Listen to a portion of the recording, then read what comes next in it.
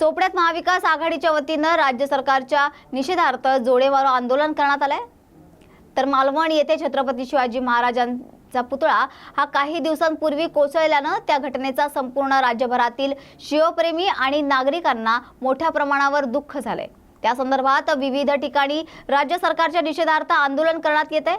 छत्रपती शिवाजी महाराज चौक महाविकास आघाडीच्या वतीने राज्य सरकारच्या विरोधात घोषणा देत राज्य सरकारच्या पुतळ्याला जोडेमारो आंदोलन करण्यात आले।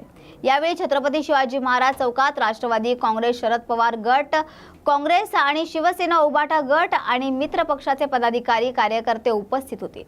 या आंदोलनात राज्य सरकारने नैतिक जबाबदारी स्वीकारून राजीनामा द्यावा अशी मागणी आंदोलनकर्त्यांकडून करण्यात आली आहे।